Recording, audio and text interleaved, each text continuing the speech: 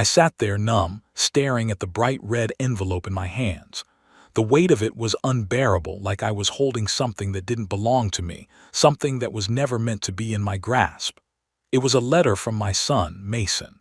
The words he wrote burned through me like a knife, but it wasn't the words themselves that shook me. It was what they meant. What had happened to the boy I raised, the boy I had sacrificed everything for. It had been a few months since the fallout between us, but I hadn't been prepared for this. No one ever could be. The letter wasn't a heartfelt apology as I hoped. It wasn't a sign of regret for the mess he had made. No, it was something much worse. It was a cold, calculated declaration of his intentions. The money I had spent on him, on his future, his dreams, was never going to be repaid. But it wasn't just about money. It was the way he abandoned me. The way his wife, Kelly, had manipulated him into cutting ties with me.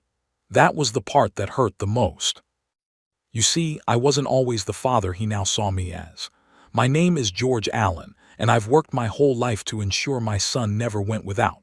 Hell, even when my own marriage fell apart and I was left with nothing but debt and shattered dreams, I still pushed through to give Mason a life I could be proud of. And what did I get in return?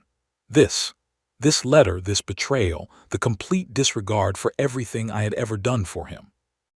He and Kelly had decided, quite simply, that they no longer needed me. I could have crumpled that letter up and thrown it away, but I didn't. Instead, I took a deep breath, looked around my small apartment, the one I'd moved into after the divorce, and set the letter on the table. I was angry, but more than that, I was hurt. I couldn't shake the feeling that I had given too much. Maybe too much too soon. Maybe that was my mistake. I knew I needed to think, but thinking wasn't something I could do in a haze of rage, so I pushed it aside. I got up, went to the kitchen, and made myself a coffee, though it didn't help the ache in my chest. The thought that kept creeping back into my mind was the same one I couldn't ignore. Mason had betrayed me, and he had done it for a house. Yes, for a house. The same house I had put my sweat, my labor, my years of savings into. The house I had helped them buy when they were starting out, when Mason was barely 25 and Kelly had just come into the picture. I had done everything for them, from helping with the down payment to renovating the kitchen when Kelly complained it wasn't up to her standards. I had supported them in every way I could, even when it meant putting myself deeper into debt. And now, they had sold it without so much as a thank you. I had been foolish. I should have seen it coming. All those times Kelly had manipulated Mason, all those times she had kept him away from me with her passive-aggressive comments, her snide remarks about how I was just holding him back. And yet I still kept giving. Why? Because I thought they needed me. I thought Mason needed me. But the letter told me everything I needed to know. The truth was clear. Mason and Kelly didn't need me. In fact, they didn't want me. Not when they had what they wanted, their own perfect house, their perfect life. It wasn't just the house. It was the betrayal that cut deeper. They had sold it, and they had done it without my consent, without telling me. I was alone now, just like I'd feared all those years. But something had shifted in me. The anger had settled, replaced by a cold determination. The kind of determination that comes with the realization that you no longer have anything to lose. I had been pushed to the edge, and now I would do what was necessary. For me. For the justice I deserved. And that was just the beginning of what I would do. But let me tell you something. The story doesn't end there. If you want to hear about the lengths I went to, about the choices I made that would change everything, you might want to subscribe. Because what happened next, you wouldn't believe it. I sat in the quiet of my apartment, staring at that damn letter on the table. I had been replaying Mason's words in my mind over and over again. Every time I did, something inside me broke, just a little bit more. But this wasn't the first time I'd felt like I was on the outside looking in. I wasn't always the man I was now. Hell, I didn't even know who I was anymore. I had spent decades giving everything I had, everything I was, to my family. But somewhere along the way, I had lost myself. Somewhere along the way, Mason had stopped needing me, and I hadn't realized it until it was too late. But something else was becoming clear to me. As I sat there nursing my coffee, staring at the walls of the apartment, I realized I had one thing left, my pride. And maybe that was the only thing I had ever truly controlled. They thought they could get away with it. They thought I would just roll over, sit in my corner and take it. But that wasn't going to happen. Not now. Not anymore. It took me a couple of weeks to sort through the rage and the hurt. I didn't call Mason. I didn't even respond to the letter. I couldn't. I needed to think. But every day the anger built inside of me. Slowly I started to plan. And when the moment came, I acted. If you want to know the details of what I did, the steps I took to make sure they regretted crossing me, you should probably subscribe. Because the real story, what happened when I decided to take matters into my own hands, was just getting started. It's funny how everything can shift in a single moment. I had been sitting in my apartment for weeks, trying to decide what I would do, what action I would take to make sure Mason and Kelly paid for what they had done. But it wasn't until one night, after a long day of thinking, that it finally clicked.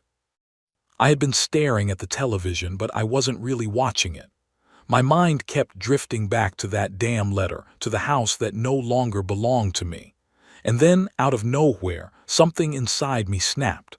I stood up abruptly, walking to my desk, my mind racing with ideas. I knew what I had to do. First, I needed information. I needed to know exactly what Mason and Kelly had done after they sold the house, who they had sold it to, where the money had gone.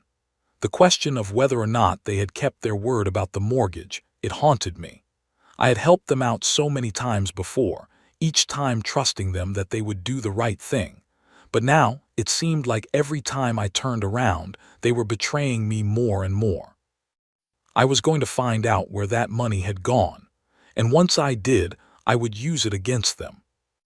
I wasn't a man who relied on anyone else. I had learned the hard way that trusting others always led to disappointment, so I started gathering the tools I needed. I called in a few favors, ones I had tucked away over the years. I wasn't an idiot. I knew how to get what I needed when I had to.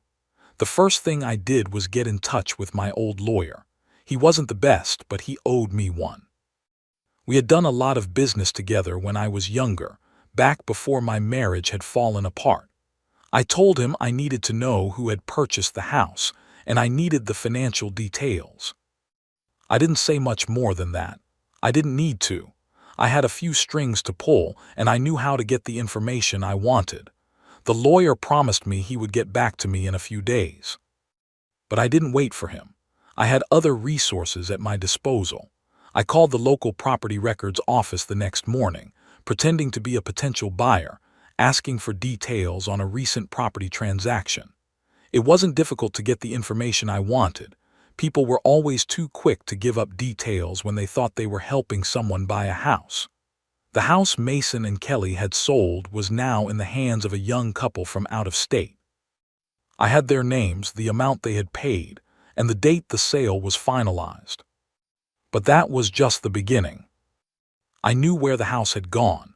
I knew who had bought it. But what really mattered was how to use that information. Mason and Kelly had put me through years of humiliation, using me for money and turning their backs on me when they no longer needed me. I had spent the better part of my life giving them everything, and now they had sold it all, my sacrifices, my hard work, without a second thought. But they had made one mistake. They didn't think about the consequences of crossing me, and now I was going to make sure they felt those consequences. The next step was simple. I needed to find out how they had financed the purchase of that house. If I could prove they had used money that was rightfully mine, money that I had given them over the years, it would be my leverage. My lawyer finally called me back with the information I needed. Mason and Kelly had refinanced the house to take out a second mortgage. Now I had it. I had the leverage I needed. I spent the next few days preparing my next move. It was time to make sure they understood what it meant to cross me, to betray me. I would make sure the couple who had bought that house knew exactly how much I had sacrificed for it. I would make sure Mason and Kelly would regret ever thinking they could get away with it. But how exactly? Well, that's where the fun part came in. If you want to know what I did with this new information, you should probably subscribe. Because the next part of the plan, it was nothing short of genius. The days after I got the information felt like the calm before the storm. I could feel the weight of the next move hanging over me, and I had to be precise. One wrong step and everything would fall apart. But that wasn't going to happen. I had already been through hell for Mason and Kelly. Now it was their turn. The first thing I did was reach out to the couple who had bought the house. I knew their names, of course, Jason and Amber Caldwell. They had moved in just after the sale closed, the deal done in such a hurry, the papers signed with all the fanfare of a young couple making their first big investment. I wasn't about to make the same mistake that Mason had made. I wasn't going to let them get away with it. I needed to know what kind of people they were, what they valued. So I did what any decent man would do. I spent some time on social media tracking them down. Amber was more active online than Jason, and that worked in my favor. I found posts of their recent vacations, pictures of their lavish dinners, and the constant updates on their new perfect life.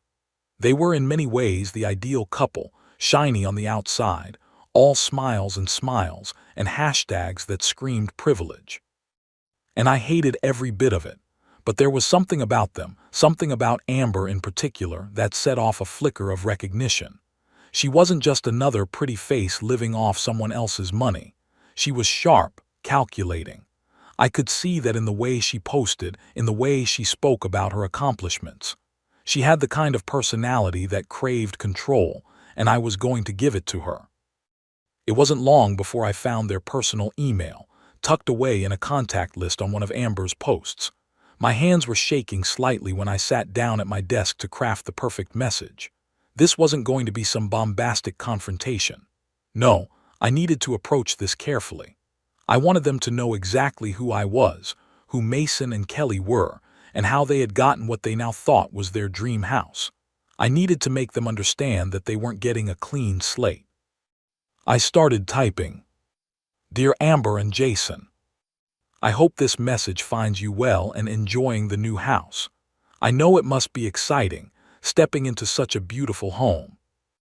But before you settle in too comfortably, I thought you should know a little about the people who sold it to you.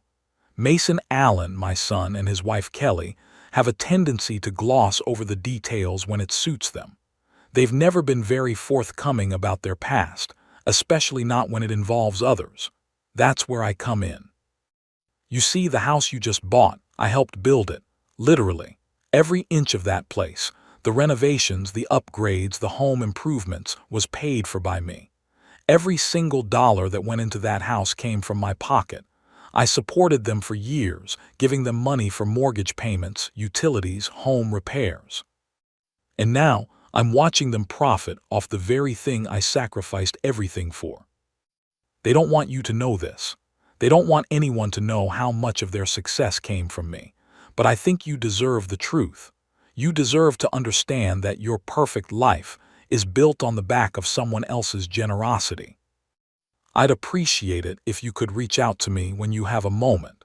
I'd be happy to provide any additional information that might be helpful. Best regards, George Allen. There, I hit send.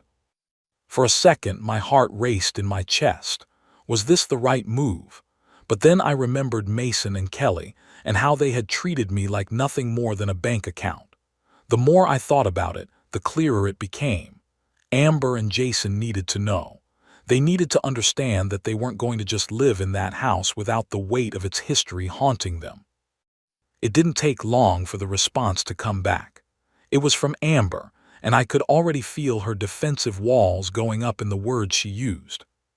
Mr. Allen, thank you for your message. We appreciate the history of the house, but we are not involved in any of your personal matters. Mason and Kelly have made it clear that they are the rightful owners and that they've taken care of all the financial obligations associated with the house. We would like to move forward without any further issues. Please refrain from contacting us again. It was exactly what I expected, a mixture of politeness and dismissiveness, but I wasn't finished. Not by a long shot. They thought they could brush me aside, that I would just let it go, but that wasn't who I was. No, I had seen this kind of thing before, and I knew how it played out. I took a breath, reading her words again, each sentence more infuriating than the last. It didn't matter. I wasn't going to stop until Mason and Kelly and their little house had paid for what they had done. I wasn't about to let this slide. I would find another way to make them understand what it meant across me. If I had to, I'd go public. I'd show Amber and Jason just how deep the ties ran. The last thing they wanted was to be associated with people like Mason and Kelly. They'd be humiliated, forced to reconsider their purchase, maybe even regret it. I knew I had to be patient. I knew how this worked. The more pressure I put on them, the more they'd crack. But I wasn't ready to let everything out yet. I needed to make sure they felt it, just enough to get them scared. If you want to know what I did next, what steps I took to really shake them, you should probably subscribe. Because the story wasn't over, not by a long shot. It's strange, how a simple decision can shift everything in your life. I had always thought of myself as a man who took things in stride. But when it came to Mason and Kelly, when it came to that damn house and their betrayal, I realized I was no longer the same person I used to be. They had changed me, forced me to tap into a part of myself I didn't recognize. Amber's response had only confirmed what I already knew. They were brushing me off. They thought that just because they had money now, because they had bought the house, had the life, they could forget about the sacrifices I made for them. But it wasn't just the money. It was the principle. I wasn't about to let them get away with it. Not when I knew what I knew. So I dug deeper. I didn't stop with Amber's email. I knew they wouldn't give up so easily, and neither would I if they wanted to act like I didn't exist, like my years of sacrifice meant nothing. I would show them exactly how wrong they were. I spent the next week gathering more intel. This time, I focused on Mason's work. He was a junior partner at a law firm, and I had connections. A few calls here and there, a few favors, and I found myself with more information than I knew what to do with.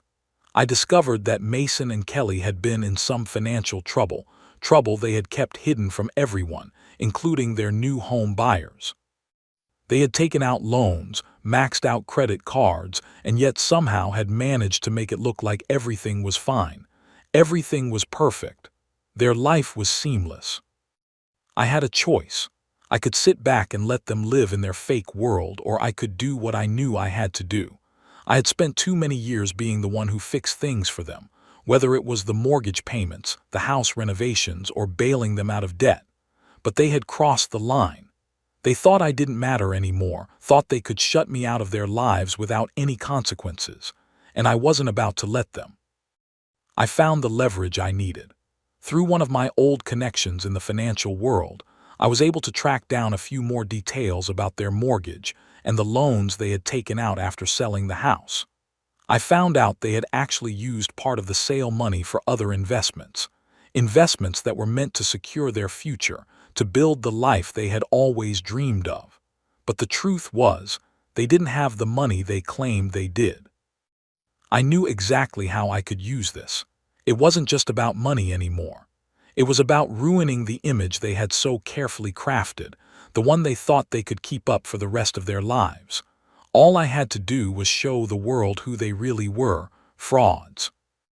That's when I decided to go public. It started with a simple message to the local news station. I reached out to a reporter I knew, someone who owed me a favor from years ago when I had helped them with a story. I didn't give away too much at first, just enough to spark their interest. I knew that once they bit, it would snowball. The right story in the right hands, and suddenly Mason and Kelly's perfect life wouldn't seem so perfect anymore. The reporter called me back within the hour. I gave them the information they needed. How Mason and Kelly had used me for years, how I had financed their life, how the house they had sold wasn't really theirs to begin with. I laid it all out for them. The money, the debt, the deceit. I even included the fact that they had been hiding their financial troubles from everyone, including their new buyers. The reporter was hooked. I didn't even care about the details of the interview anymore. I had already told them enough. I knew how this would play out. It would be a slow burn.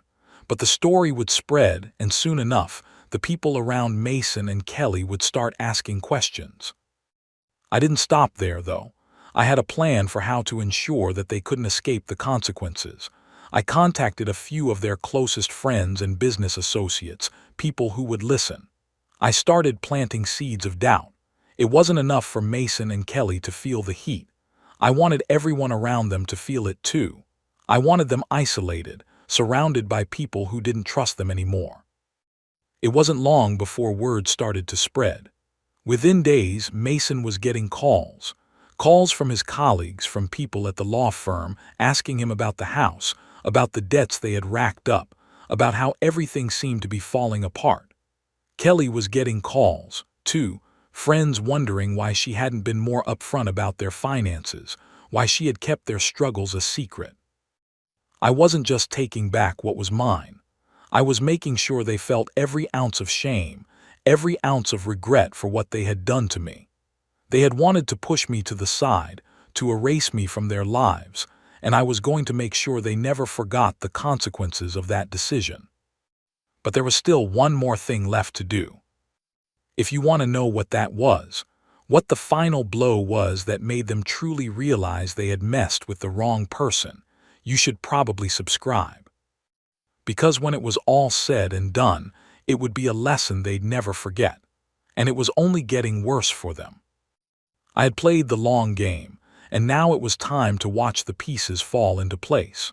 For weeks, I had set everything up, made my moves, planted the seeds of doubt, created a ripple effect that would spread through Mason and Kelly's carefully constructed life.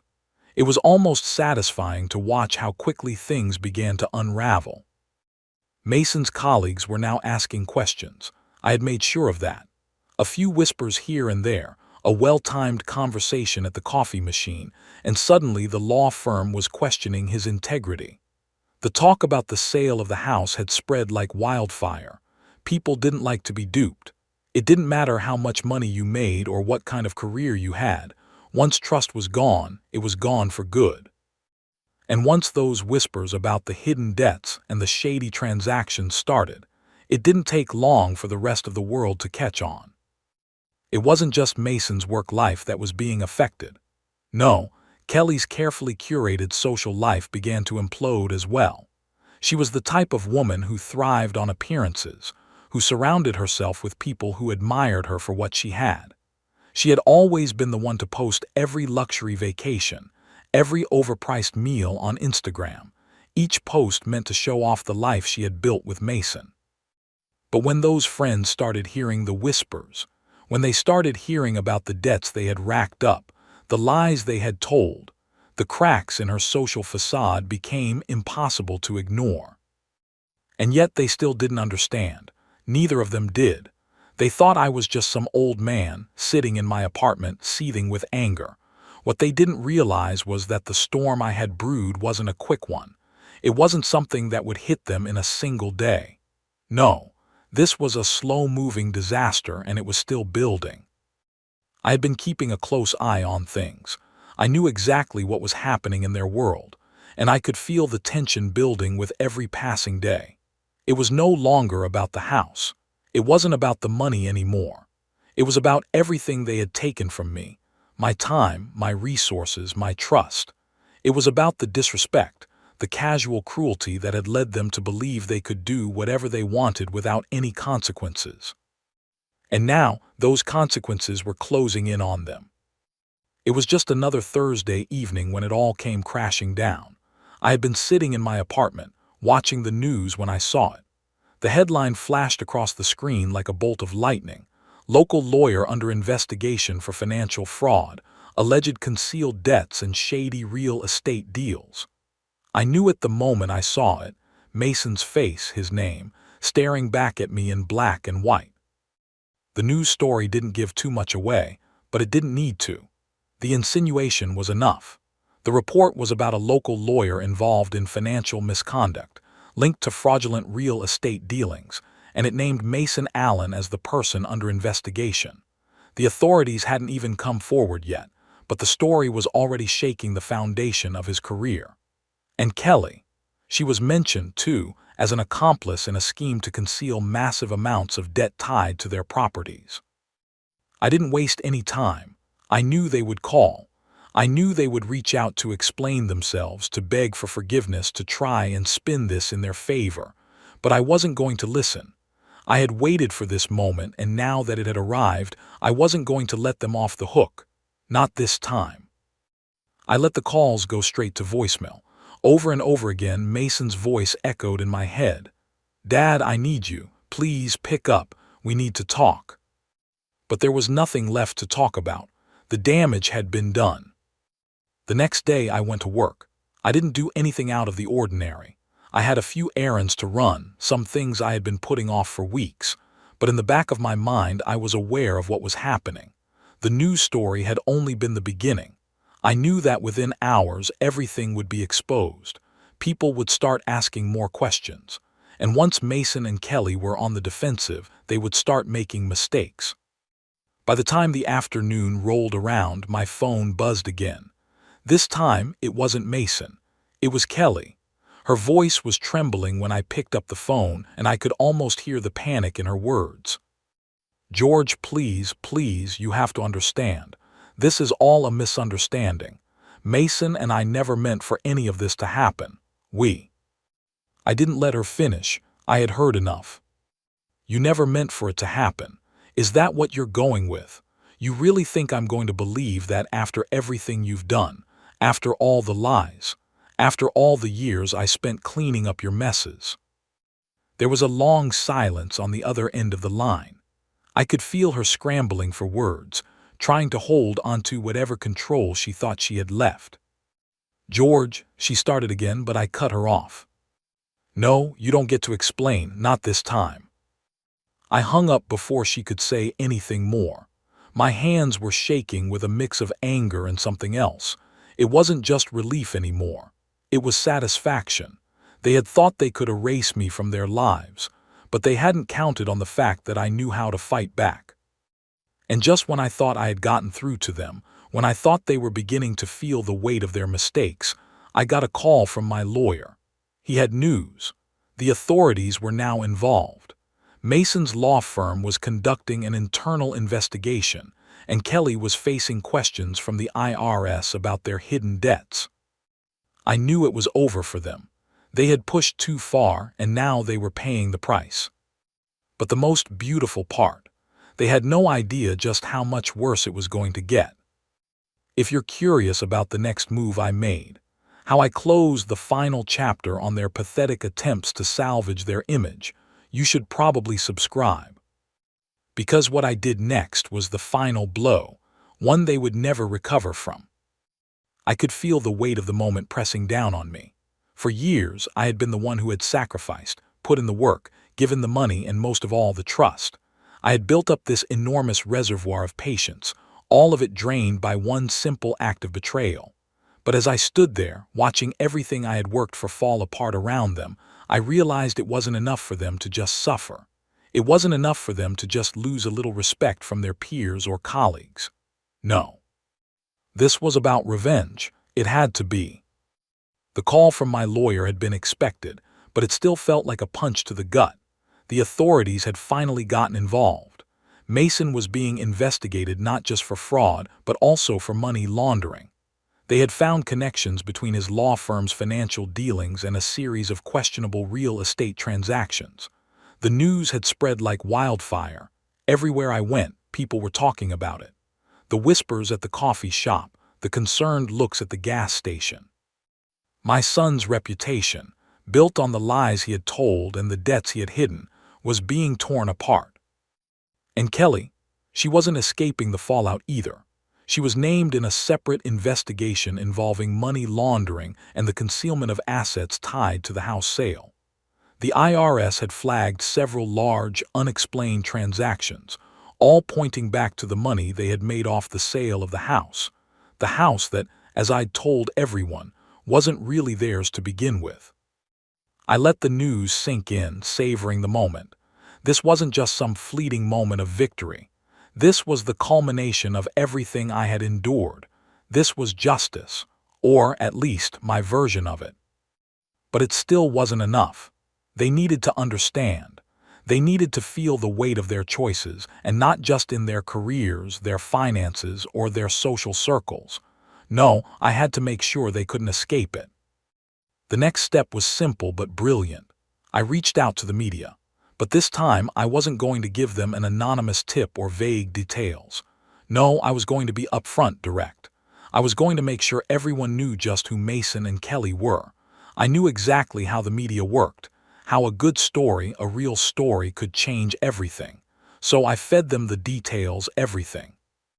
I told them how I had financed their entire life, how I had been the one to pay for their home improvements, their vacations, their weddings, and how they had repaid me with nothing but betrayal. I shared the details of their hidden debts, their fraudulent real estate dealings, and the lies they had told everyone. I provided them with photos, documents, everything they needed to paint Mason and Kelly in the light they truly deserved. I wasn't looking for sympathy. I wasn't even looking for recognition. What I wanted was for the world to see them as they were, opportunistic, manipulative, and ungrateful. Within hours, my story was making headlines. The local news ran a segment about Mason Allen's financial misconduct, and the story spread from there. By the end of the day, news outlets from all over the country were picking up the story. The fact that a respected lawyer and his wife, who had presented themselves as pillars of the community, were now under investigation for fraud was a juicy enough story to keep them talking for weeks. But I wasn't done yet. I knew Mason would try to get ahead of the story. He would spin it, twist it, make excuses. But I had one more piece of ammunition left, the final blow. I had kept copies of everything. Every bank statement, every mortgage receipt, every transaction between me and Mason. And I wasn't going to let them pretend that their success had been built on anything other than the money and sacrifices I had made for them.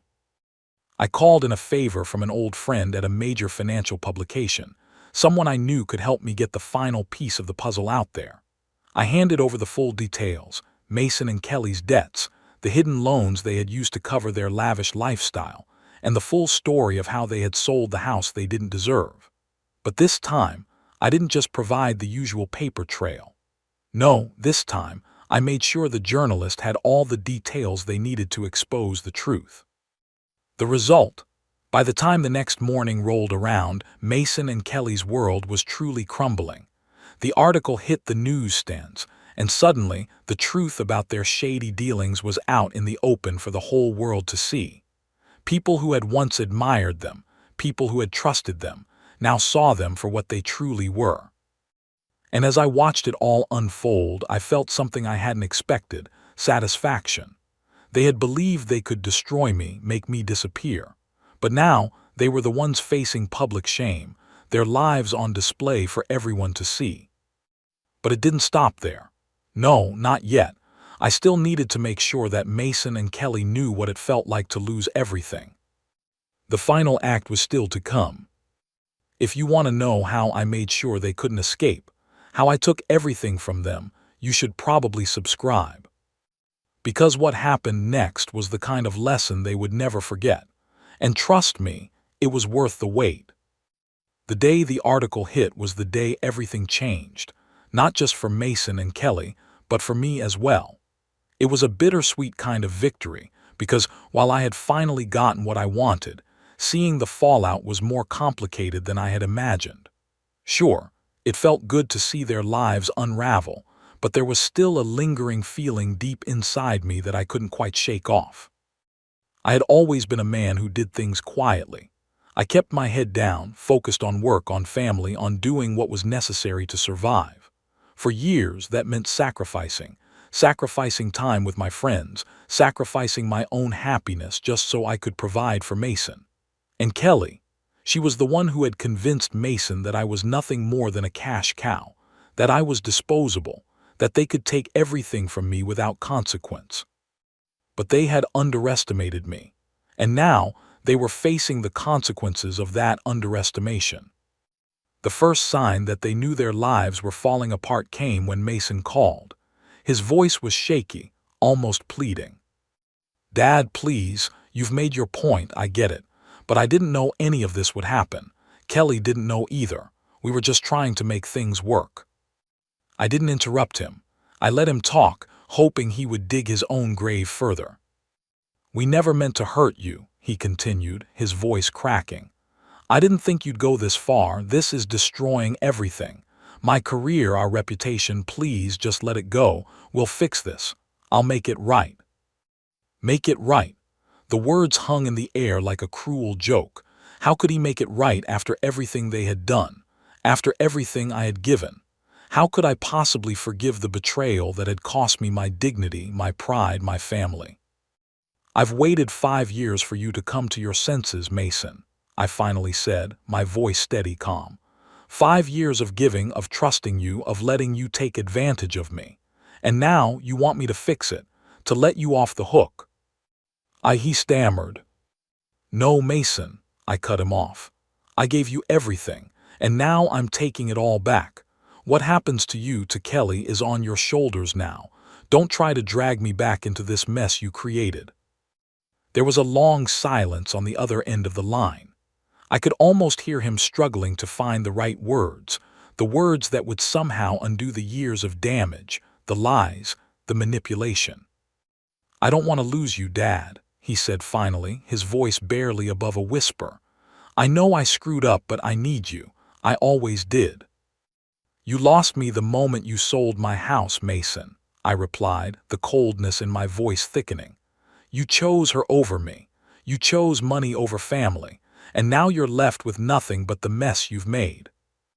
I hung up before he could say anything more. But I wasn't done yet. I had a plan. It was the last piece of the puzzle, the one that would ensure that Mason and Kelly would never forget what they had done to me. I wasn't just going to destroy their reputations. I was going to make sure they lost everything they thought they had gained. I contacted the real estate agents involved in the sale of the house. The moment I made that call, I knew things were going to spiral out of control for them. The agents, who had been in contact with Mason and Kelly throughout the sale, were more than willing to cooperate.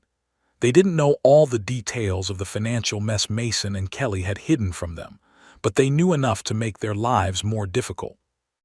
I gave them the information I had gathered about the fraudulent debts, the money laundering, and how Mason and Kelly had used deceitful practices to acquire and sell the property. It didn't take long for the agents to start asking questions. By the time the local real estate board got involved, things were escalating quickly. The Caldwells, the young couple who had bought the house, were beginning to panic as the story unfolded. The couple had no idea they had bought a house under such dubious circumstances, and they weren't happy about it. I could practically feel Mason and Kelly squirming. The house was about to come back on the market, and I had already planted the seeds to make sure the sale would be invalidated. I wasn't going to let them get away with this. They were going to pay for what they had done, not just in public humiliation, but in every possible way. And that's when the calls started coming in. First, it was from the IRS. They were asking questions about the money that had been hidden, about the taxes Kelly had evaded. Then, it was the bank, questioning their loan eligibility and demanding repayment for fraudulent claims made on their mortgage.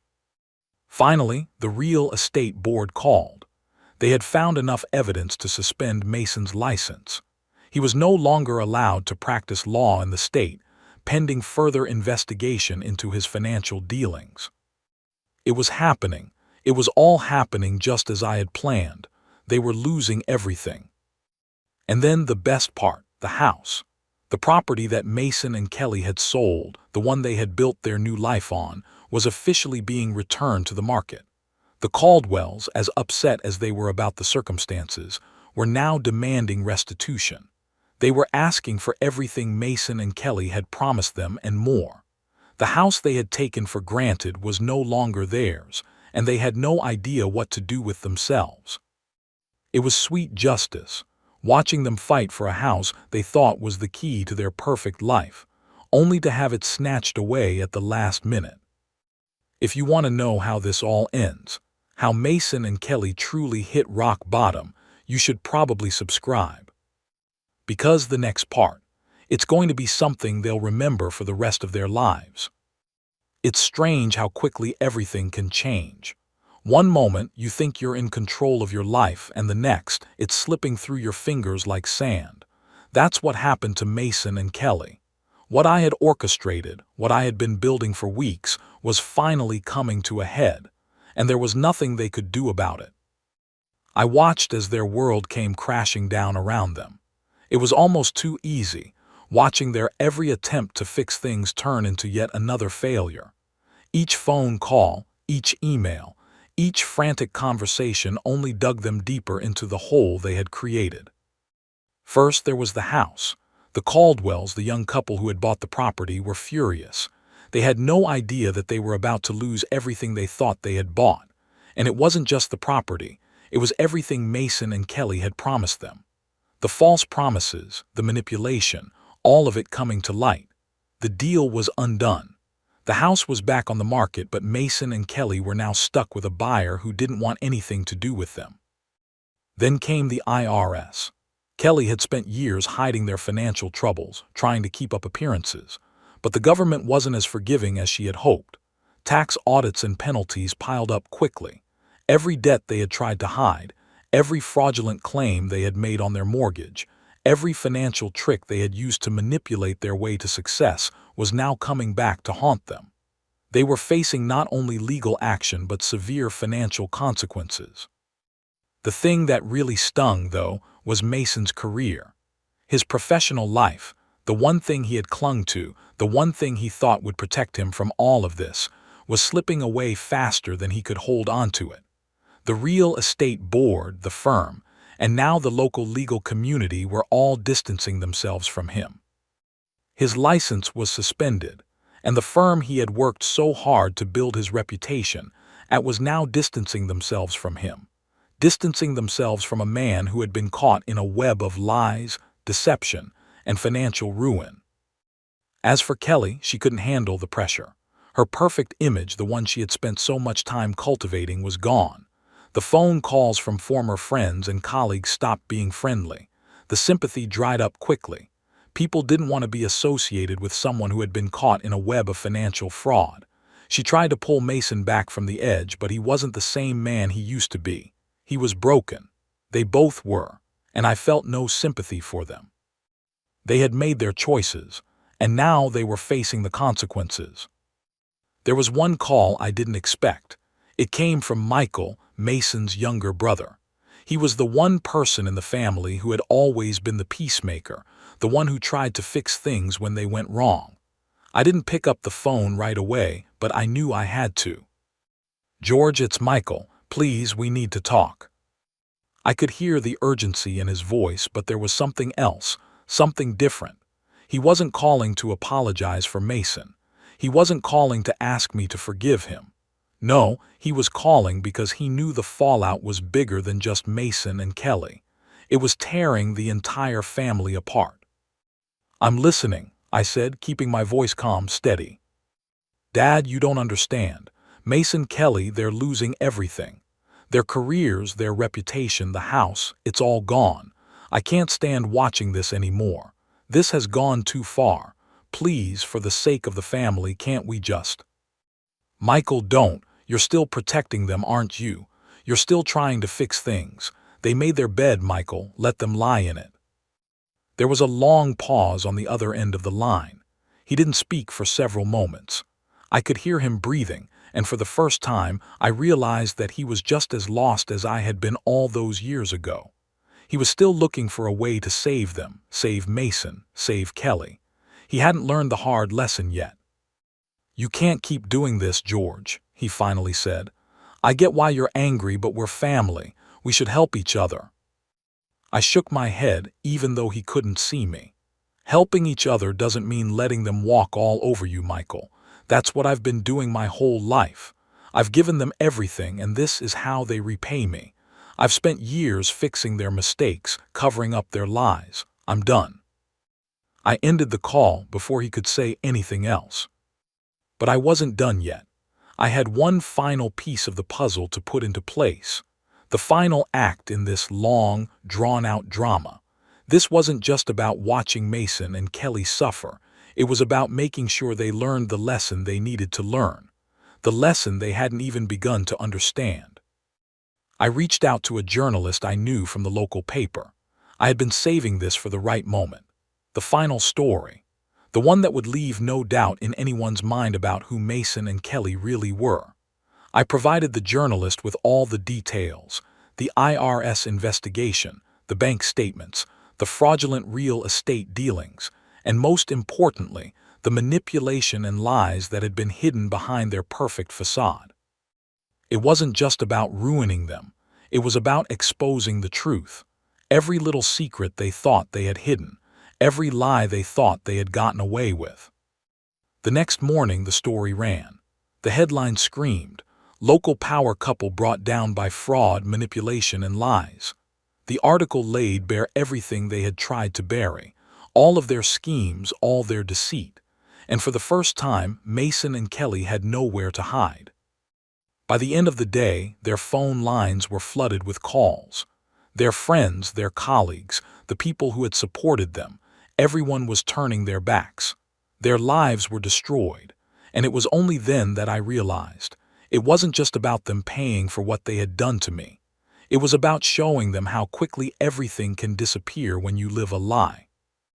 If you want to know what happened after that, how their lives finally crumbled under the weight of their mistakes, you should probably subscribe. Because this wasn't just a story about revenge. It was about a man who learned, far too late, that sometimes the only way to survive betrayal is to make sure it never happens again.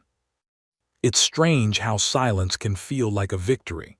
After everything I had done, everything I had planned, all I could do now was watch.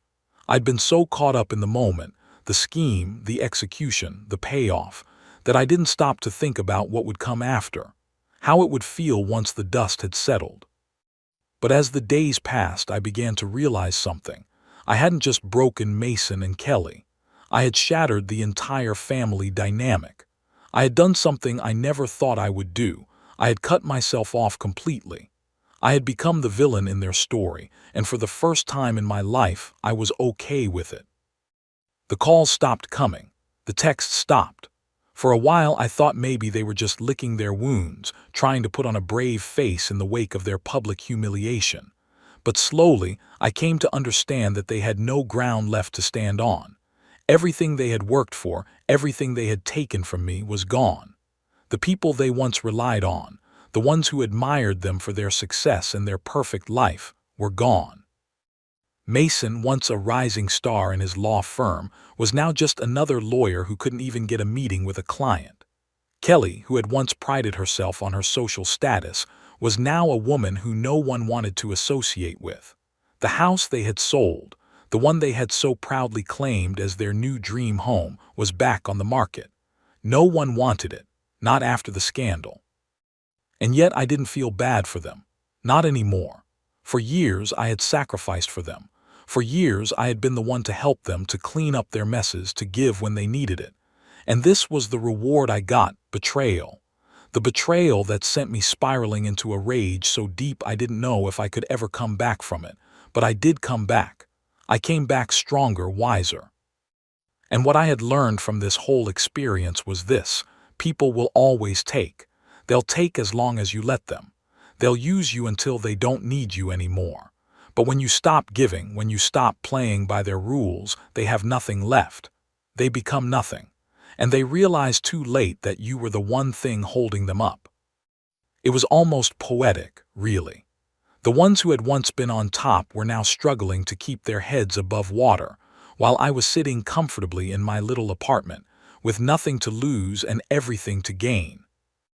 But even with all the satisfaction, even with the knowledge that I had finally made them feel the consequences of their actions, I felt a lingering emptiness. I had done everything I could to make them pay. I had taken everything from them, but there was no joy in it anymore, no celebration. For a while, I thought I would just sit there and let it all sink in, just be content with knowing that they had paid for what they had done. But as the weeks went by, I found myself thinking about the future, about what I wanted, what I could do with the life I had left. Maybe there was something more out there. I started taking better care of myself. I fixed the things around my apartment that I had neglected for so long. I started walking in the park again, breathing the fresh air, something I hadn't done in years. I was starting to rebuild my own life, piece by piece. Then one morning I got a message. It was from Michael. He had reached out to me after everything had collapsed. He had seen how Mason and Kelly were doing, and he had realized just how badly he had been fooled. He said he understood now, that he had finally seen the truth of what I had been trying to warn him about, and he was sorry. I didn't know how to respond at first. For so long, I had been angry with him too, angry that he hadn't been the one to stand up for me when I needed him. But seeing his words, seeing the sincerity in his message, something inside me softened. Maybe there was still hope for him. Maybe he could learn from his mistakes just like I had. But that didn't mean I was ready to let him back in completely. No, that would take time. I couldn't just forget the years of neglect, the years of me trying to keep the family together while they tore each other apart. But I was willing to listen. I picked up the phone. We talked for hours. Michael apologized again, telling me how much he regretted not being there when I needed him, how he had been too caught up in his own life, too busy playing the role of the dutiful son to see the truth about Mason and Kelly.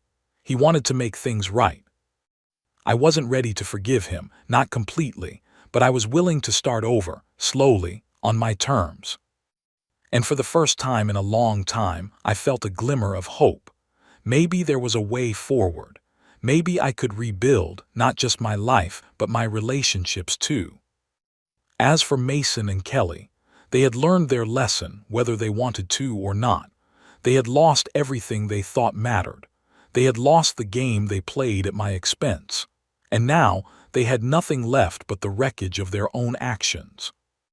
I had exacted my revenge, but in the end, I realized that wasn't what had mattered most. It was the realization that I didn't need them anymore, that I had my own life to live. And if they ever came crawling back, asking for forgiveness, well, they'd have to earn that, just like they should have done years ago. But for now, I was content. The past was behind me and the future was mine to create. And I had learned one thing above all else. Family doesn't always have your back. Sometimes you have to take matters into your own hands. And that was exactly what I had done. The end? No, for me it was just the beginning. If you've made it this far, you probably understand why I did what I did. Because in the end, sometimes the only way to take back your power is to make sure the ones who wronged you learn the hard way. And that, my friend, is a lesson that lasts forever.